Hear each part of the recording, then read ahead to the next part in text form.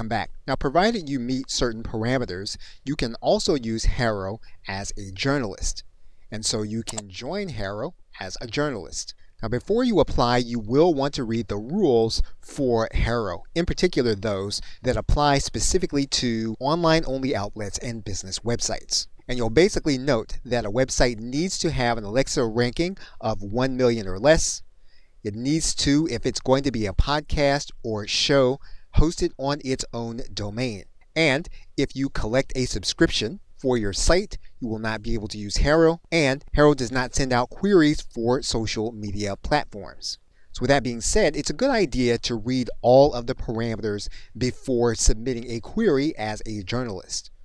If you believe that you can submit a successful query once you've read the rules, you can then sign up as a journalist.